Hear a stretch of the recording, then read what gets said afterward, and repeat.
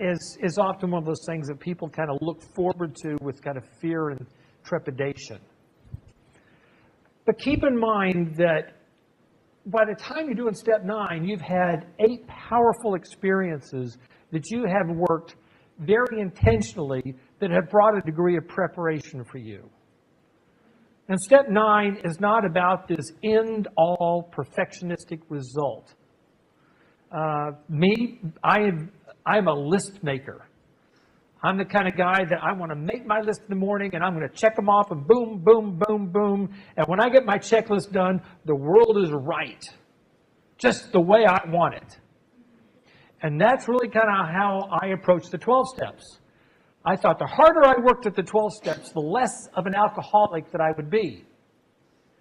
And now at 18 years sober, I realized that I am more aware of my alcoholism today than I was before I ever got sober. But I also have a degree of freedom to live life that I never dreamed of. And step 9 is our opportunity to take the shoes off the floor and put them where they're supposed to be. Step 9 is our opportunity to kind of do our laundry, so to speak. It doesn't mean we're not going to have more laundry tomorrow, but at least the things that have kind of the collaborative damage that we have accumulated, we begin to deal with it whenever possible. Step 9 is not about dictating the outcome. Thanks for reminding us of that, Terry. It's about looking for opportunities just to do simple things that whatever is possible. And let's think in terms of progress, not perfection. Last week I read Luke 6:31 in the New Living Translation. Tonight I want to read it in the Message translation.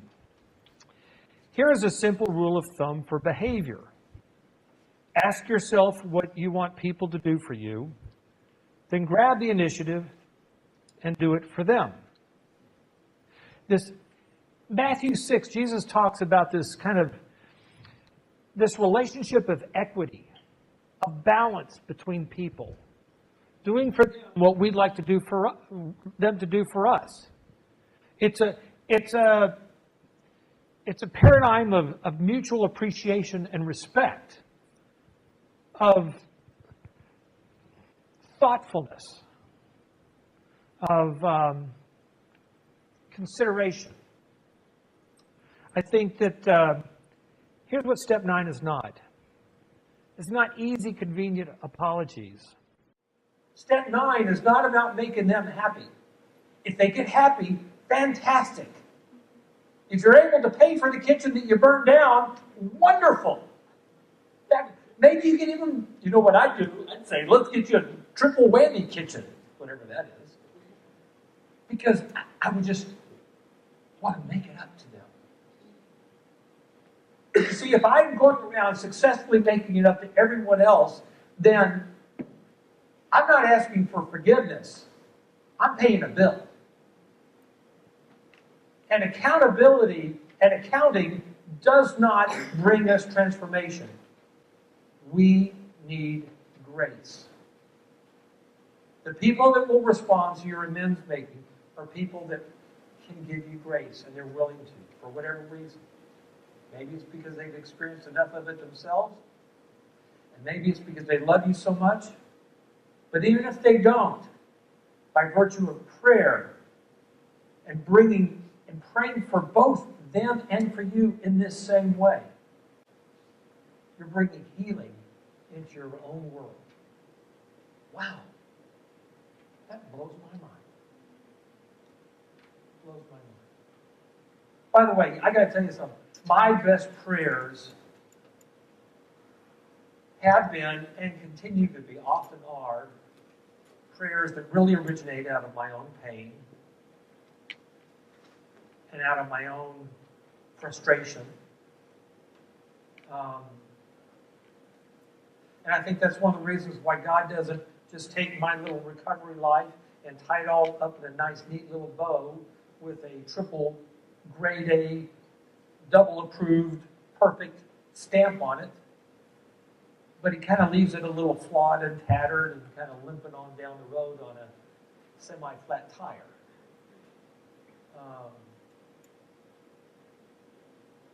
It's a whole other story. So this is what step 9 is. It's progress. It's moving forward. It's escaping that stuck feeling that if a certain person came walking down the street, you'd have to run across to the other side of the road because you didn't want to see him. It's a freedom from that. It's setting aside old hurts, not ignoring them, not minimizing them. And it's about moving toward a healthier life for you and possibly for others as well. It's about opportunities. Our job is simply to look for the opportunities, to show change in our attitude and our actions, to live like people others would want to be like, to be with. That's it.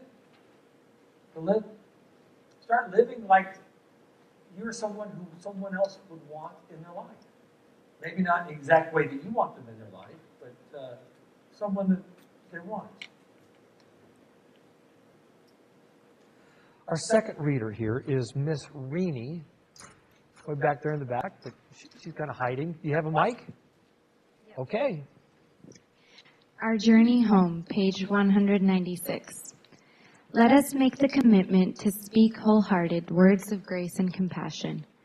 Where in the past we have shown disregard and selfishness, today let us reflect the image of God's love. We should acknowledge to others that they never deserved to be treated the way we treated them. They deserved better. It is vitally important that we come right out and tell them that we want to make things right and that our restitution begins with a change in our attitude towards them, reflected by the way we interact with them in the future. Our message is simple. Today, we see things differently. We are less important. God and other people are more important. So personally, I think when I read that, I really liked the part about saying we are less important and God and other people are more important. Because I know when I do things that I'm not proud of or when I know I've hurt people, my first reaction is to be ashamed. And that makes me want to isolate even more. And it makes me want to push them away and not even acknowledge the hurts that I've caused. But I think the real power comes in acknowledging that we were able to hurt someone in that way. And if we do acknowledge that, we can move on from that and say, in that same way, I'll be able to say I'm sorry and apologize. And in that same way, we can heal and move forward and try and restore that relationship. Thanks, Reenie. Thanks. So, from what I gathered from what Reenie shared, that the amends for the wrong is not about the thing. It's not about the burned down kitchen. The wrong is about the thoughtlessness. It's about the disregard. And people ask us, how could you do that? Why could you do that? See, they're asking us about us. They're not asking about the burned down kitchen. They know all about the burned down kitchen. They want to know, what was it that we were thinking or not thinking? And you know, I think it's important for us not to get kind of lost in kind of the psychobabble of this. I mean, there's all kinds of things that we could talk about as recovering people. The cognitive distortions and the skewed values, the destruction to relationships that happen as a result of addiction. And all of those things are true. The bottom line is that we were, by virtue of our slavery to our addictions, we really were enslaved to ourselves. to our own lusts. And in coming to terms with that, I think it's important for us to be honest with other people about what we understand. So again, this has to do with the change in our attitude. And because it's the change in the attitude that helps them understand that maybe there's something sincere behind the actions. Because, you know, if you just go buy them a new kitchen and you don't really care about them, then fine, they'll take the new kitchen because you burned down their kitchen. But they're not going to want you. And isn't that what we always wanted? Isn't that what we wanted all along? Is to be wanted? So, thank you, Renee. I appreciate that.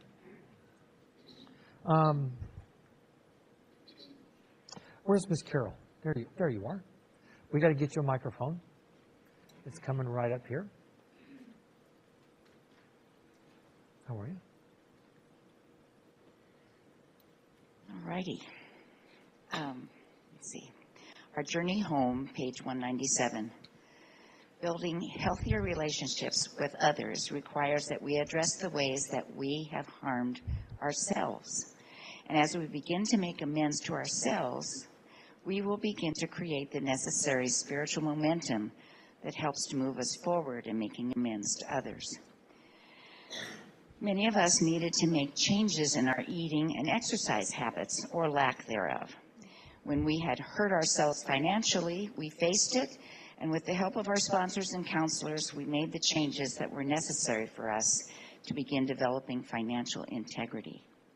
When we had hurt ourselves emotionally, we talked it over with others. Sometimes we even wrote ourselves letters, addressing them to ourselves at specific ages from our childhood. Sometimes, sitting in front of a mirror, we privately read these letters to ourselves. We always read these letters to our sponsors, to our counselors, and even to some of the people in our recovering fellowship. Following the example of others, we learn to give ourselves grace and understanding because we realize now that no one has it all together except for Jesus.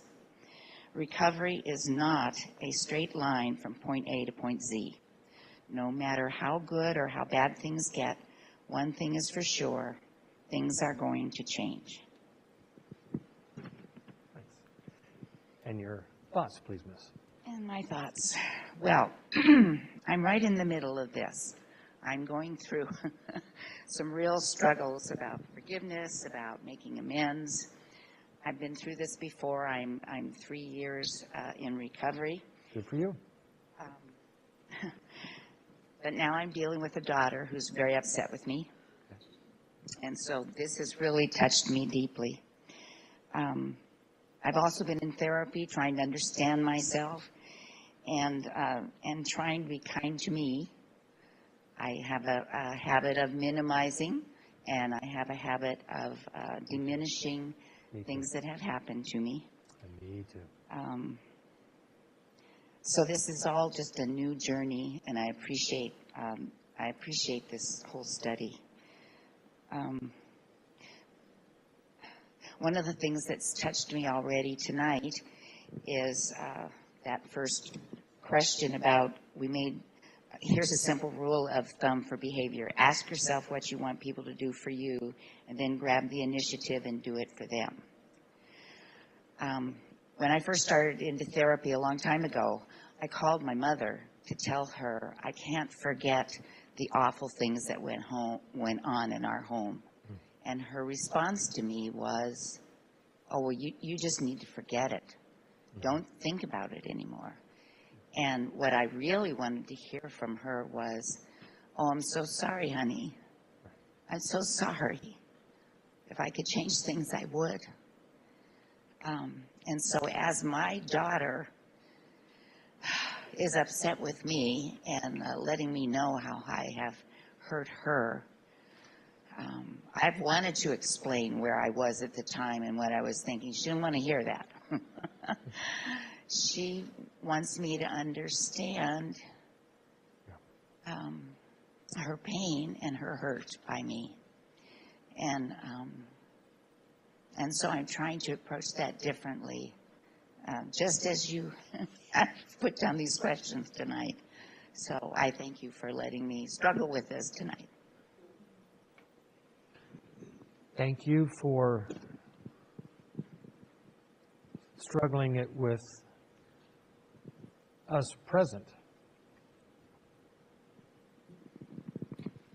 That is recovery. And Carol, in these family relationships, and look, I'm not a therapist. I mean, believe me, I'm all for forgiving our therapist. I guarantee you that. We have a few of them here, and I know lots of therapists. I work with lots of therapists, and I say that jokingly.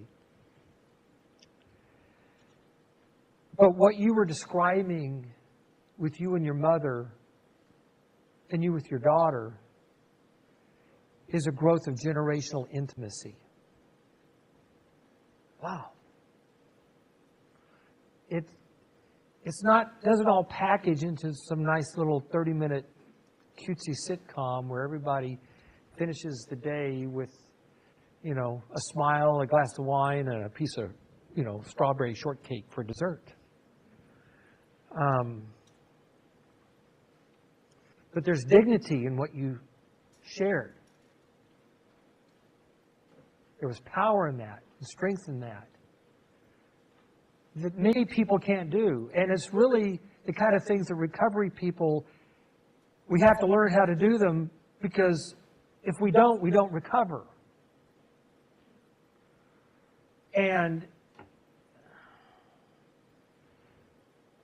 you shared it tonight with this group of people here, and probably there's going to be a few thousand people that watch this video over the next few years. They're going to look at the back of your head and hear about this lady named Carol, who's stepping into the boxing match with her own history and her own faults and foibles, and empowered by the God who loves her. You're winning.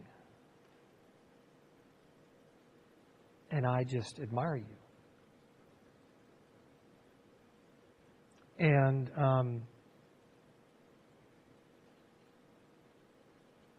you're very fortunate, because many of us don't get those conversations. My mom committed suicide long before I ever got sober. My dad wouldn't speak to me for 14 years. And he died. And, you know, it is what it is. It's the difficulties that we go through in these relational interactions which make the payoff so important and so valuable. And whatever improvement we see in our amends making, it's a treasure. And we come to a point where we realize, you know what, we don't have to have the perfect little world that we imagined. In fact, really, that's just kind of, it's silly. Great value is that we're people who are learning to have the courage to face our flaws and come to be with one another face to face, bad breath and all. And you don't have to flinch. And so thank you for that. And boy, if I was wearing a hat, I'd take it off to you. I was about a year sober, and a few of you know this because I've mentioned it, I think, before. When I got sober because I got arrested and put into a program, an 18-month program. I first signed up for this program because my attorney said that was the best way to get out of trouble, and that's what I was interested in, getting out of trouble. Didn't even really think about recovery. Once I got kind of into the program and I started realizing that they had something to teach me, I thought, well, maybe they could teach me how to get drunk and smoke crack and without getting in a lot of trouble. That sounded pretty appealing. Sign me up for that one. And then the word came down that I was going to stay in this program for 18 months. And when they told me that, I was like, huh? 18 months? Yep, 18 months. So I'm in the program about a year, and they're switching me from one counselor to another counselor, and I wasn't too thrilled with that. The counselor that I had for the first year was kind of like my friend Terry Liddell here, kind of a rough and tumble guy, somebody who I could relate with. And they were moving me to a female counselor who was just a little bit more right-wing than Mother Teresa. And I just wasn't really looking forward to that. And my last meeting with Bob, my counselor, my rough and tumble counselor, he says to me, he said, how are you doing on your step 8? I said, well, yeah, I'm making a list. He goes, put yourself at the top of the list. Now, for those of you who've been in recovery, you've probably heard that a number of times. At that moment in time, I had never heard that, and it had certainly never occurred to me. And I looked at him, and I said, but, he goes, no. Who has suffered more? And I said, well, good point. Good point. Amends making starts when you stop hurting yourself. And that's it. When you allow yourself to no longer be your own punching bag, your own enemy, and however you would do it, whether it's with the alcohol and the drugs or, the sabotaging of relationships. And by the way, these are all my short lists, by the way. And when you just said, you know what, today's the day that I'm just going to make peace with myself and not cause myself any harm. Start with that simplicity, and the people closest to you, I guarantee you, they will notice that. And when you start showing yourself some compassion and taking your own value with some degree of seriousness, then they will too.